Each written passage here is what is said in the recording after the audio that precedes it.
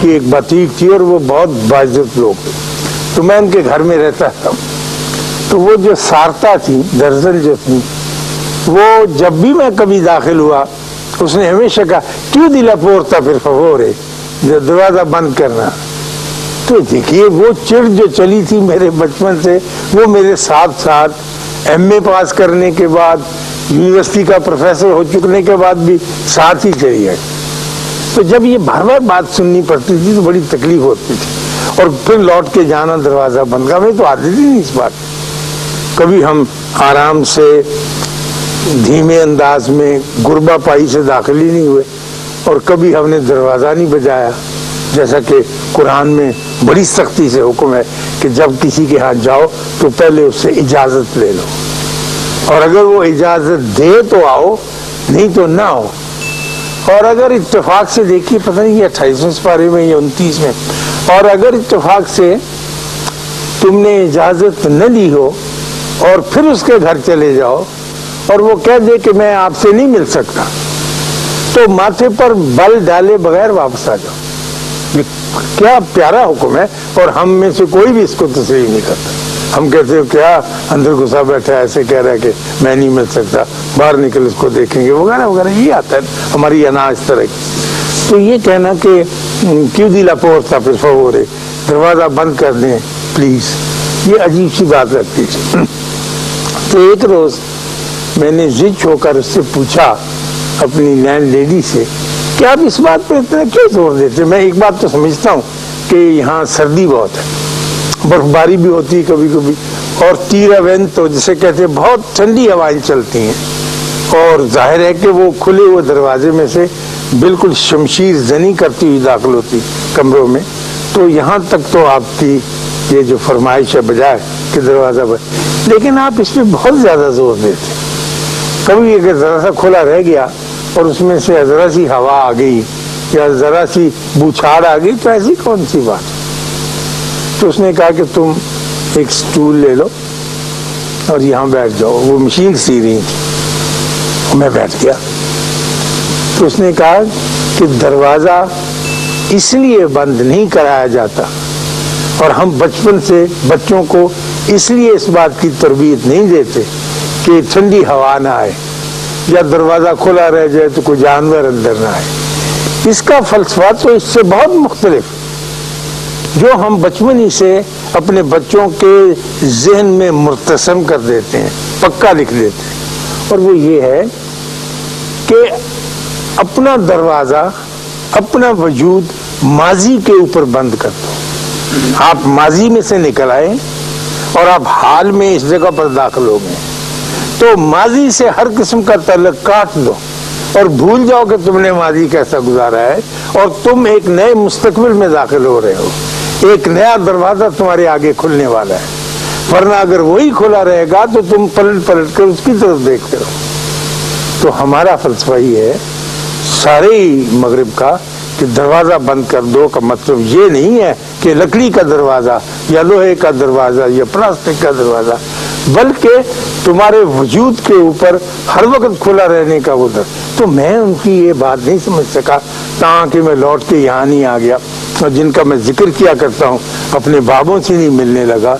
تو بابا نے یہ تعریف بتائی مومن کی، کہ مومن کی ڈیفینیشن، مومن وہ ہے جو ماضی کی یاد میں مبتلا نہ ہو اور مستقبل سے خوف زدہ نہ ہو. جو ماضی کی یاد میں مبتلا نہ ہو اور مستقبل سے کہ یا اللہ پتہ نہیں آگے چل کے کیا ہو گیا، وہ حال میں زندہ ہو، آج کے دن میں زندہ ہو. اس وقت مجھ پر یہ ٹائم، یہ روشنی، یہ سایہ اس طرح سے گزر رہا ہے اور میں اس کے درمیان اس طرح کی زندگی بسر کر رہا ہوں. مجھ کو نہ تو یاد ہے اپنے ماضی کی کہ وہ کیسا تھا، نہ یہ خوف ہے مستقبل کا.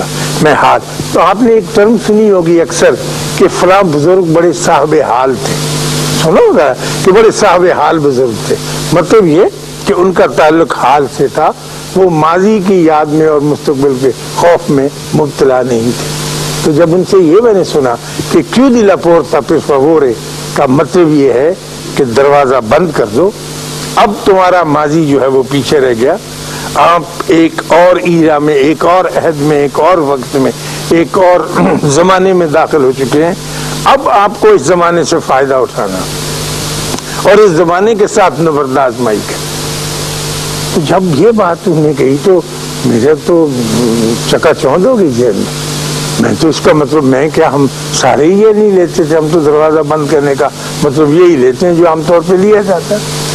لیکن یہ بچوں کو شروع سے سکھانا کہ جب تم آگے بڑھتے ہو، جب تم زندگی میں داخل ہوتے ہو کسی نئے کمرے میں، تو تمہارے آگے اور دروازے ہیں جو کھلنے چاہیے، یہ نہیں کہ تم پیچھے کی طرف دھیان کر کے بیٹھے. جب وہ کہہ چکی یہ بات اور میں نے سنی تو پھر میں اس پہ غور کرتا رہا اور میرے ذہن میں اپنی زندگی کے واقعات، اپنے ارد گرد کے لوگوں کی زندگی کے واقعات بطور خاص اجاگر ہونے لگے.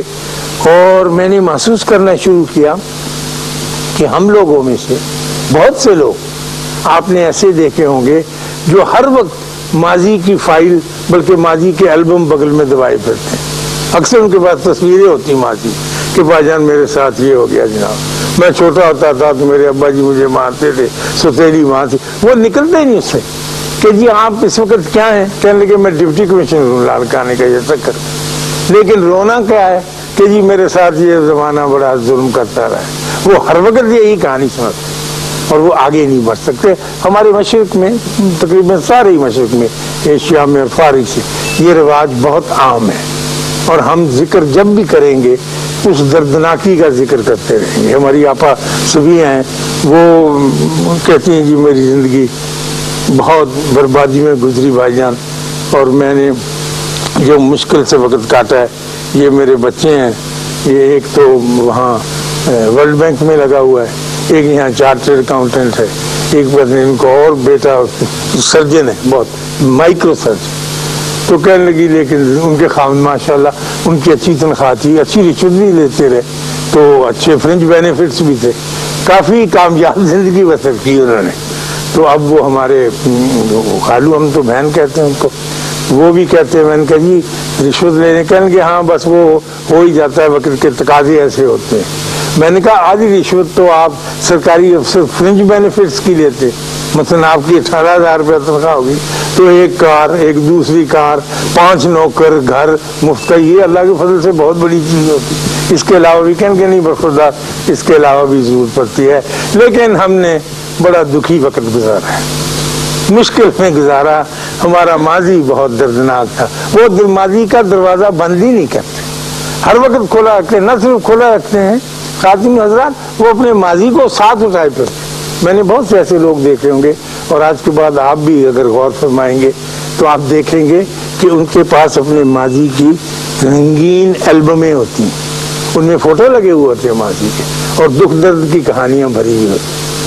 اگر وہ دکھ درد کی کہانیاں بند کر دیں اور کسی نہ کسی طور پر تگڑے ہو جائیں اور یہ تہیا کر لیں کہ اللہ نے اگر ایک دروازہ بند کیا تو اب اور کھولے گا، تو یقیناً کھلتے جائیں گے.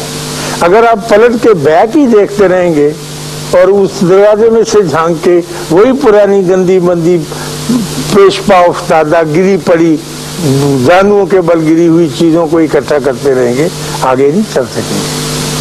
تو یہ مجھے پتہ چلا کہ shut the door behind you کا مطلب وہ نہیں ہے جو میں سمجھتا رہا تھا. وہ تو اچھا ہو گیا کہ اتفاق سے میں وہاں چلا گیا، ورنہ ہمارے جو انگریز استاد آئے تھے انہوں نے اس تفصیل کے ساتھ نہیں بتایا تھا. تو آپ کو بھی، ہم کو بھی، سب کو بھی یہ کوشش ضرور کرنی چاہیے. اور ہمارے بابے جن کا میں اکثر ذکر کرتا ہوں اور بار بار کرتا ہوں اور کرتا رہوں گا، ان کے ڈیروں پہ آپ جا کر دیکھیں، وہ ماضی کی بات نہیں کرنے دیتے. وہ کہتے ہیں کہ بسم اللہ آپ یہاں آ گئے ہیں، یہ نئی زندگی شروع ہو رہی ہے، آپ بالکل روشن ہو جائیے، چمک جائیے، یہ رحمتوں والے باغ ہے، برکتوں.